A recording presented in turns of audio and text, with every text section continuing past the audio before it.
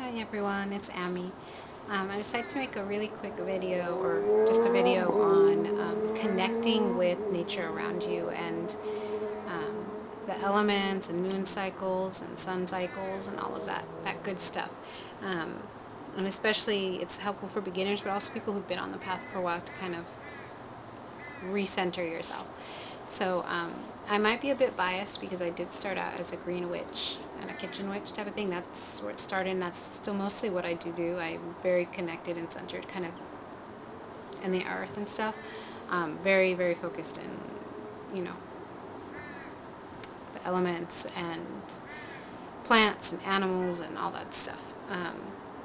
So one of the things that I like to recommend first for people, or just kind of give advice on, is to make sure to every day at least look outside your window or step outside for a minute and kind of take in what the weather's like, where the sun is, the smells, the sights, the sounds, the touch, use all your senses to kind of pick up on the day. Um, and I really like doing that because I find it's a very centering thing, because sometimes, in our lives are really crazy and hectic, and we kind of go from our house to the car to our jobs, which are usually indoors, or for most of us are indoors, and then back up to the car, back home, and we don't really spend a lot of time outside. And that's really unusual for humans, in our history. We were outside farming, we were outside hunting and gathering. It's very unusual to kind of be inside. And I think, making yourself kind of go outside helps a long way into feeling connected with everything around you, and kind of feeling connected to the earth and centering yourself. Um, so for the beginner, I think it's really good to, when you're stepping outside, to do it kind of twice during the day. If you can't step outside, look outside your window and kind of note the position of the sun if it's during the day. And I mean, kind of over the course of time, you're going to notice a certain direction toward the sun that's in your area or where you are located. And it'll help give you an idea of the directions, northeast, southwest, that kind of goes together. At nighttime, I always love to suggest to step outside for a bit, or if you can't, just look outside and kind of make mental note of what phase the moon is in. And in the beginning, it'll feel really like unnatural, uncomfortable, but over time, you'll start noticing that you will know what position the sun is in, kind of naturally as your own rhythm is. And you'd kind of know what kind of phase the moon is in, just because you've picked up on that natural rhythm of the cycles, and it kind of gets ingrained in you. And it's not as much of a conscious effort anymore. Um, the other thing, too, I like to kind of focus on is connecting with the seasons. And that's a bit more of a longer term thing. But it kind of goes in, I mean, if you're every day kind of paying attention to the weather outside, because you're looking at the sun or you're looking at the moon, um, you get a feel for the seasons, and also it'll help sometimes clarify things within yourself. See what connections you have to the seasons. See what connections you have to the different moon cycles or the different sun positions or sun cycles. Um, for example, in my own personal life, I found that I can give a few examples. Um, like for the seasons, having paying attention to the seasons, I kind of figured that I am very affected actually by the seasons, even when I'm not conscious of the fact, or when I wasn't conscious of the fact. I get a little bit of the winter blues, and I didn't really connect with that until I started paying attention to the seasons. I always felt kind of weird because everybody on January 1st, they like to celebrate the new year and gung-ho and energy and let's do this. And I was like, under the covers, like, leave me alone. And it's just not feeling it. And I always felt kind of weird because everybody else had all this energy, but I didn't. My energy would start coming back around when, closer to the time when tradition, like Chinese New Year ish, which is around late February. And in my area around late February, that's when when spring is really kind of getting into the swing of things. Um, and the sun's a bit brighter, things are blooming, and I'm like, oh, once I start paying attention to the seasons, like, oh, okay, now I know why I would feel that energy then.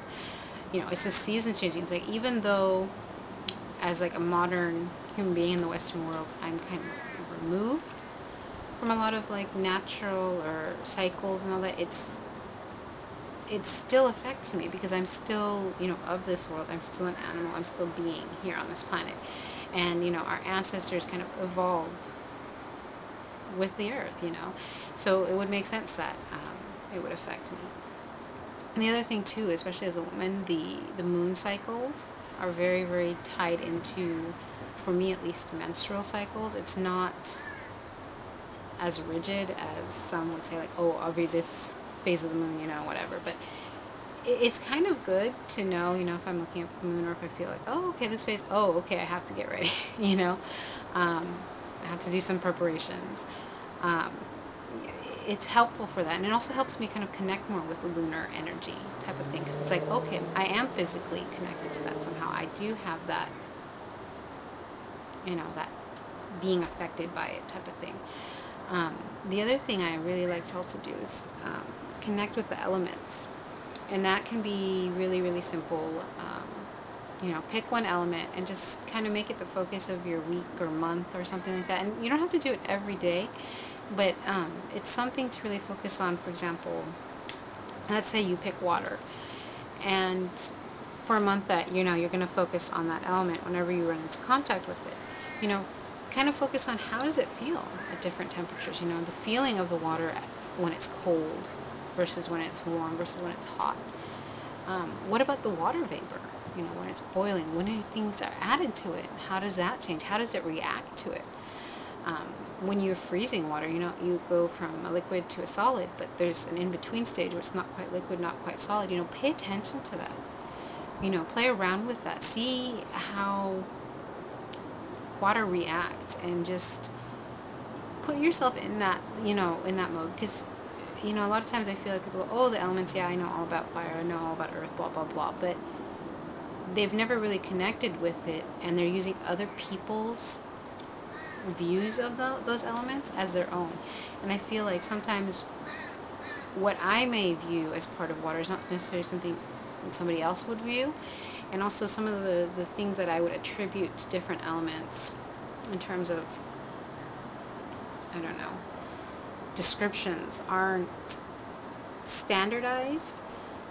So that's why I find it really important to kind of connect to the elements. And this is good for, rank beginners, people who are just feeling out their path, but also people who have been in this a while. It helps me stay connected and centered when I remind myself, okay, come on now, let's focus on the moon phases again. Just make sure to reconnect with that. Or hey, let's do some work with some elements, and just kind of reconnect with them. It's a very good centering and grounding tool. And different ages, as you grow older, you have more experiences, so you will see things in a different light. So just because I focused on the moon phases back when I was 16 doesn't mean that now when I'm much older, that they would mean the same thing, or that I wouldn't get anything new from it. So yeah, definitely kind of get in tune with the world around you. And might be more about, with my green witchcraft or whatnot, but focusing also on the animals around you and how they're affected. Some people, sometimes you don't have access to it, especially if you're living like in an apartment or something, but even having like a basic bird feeder out, or some water, or having like a little bit of like a small pot of plants. Even the most dark apartment, there's plants that can thrive in those type of like dark conditions.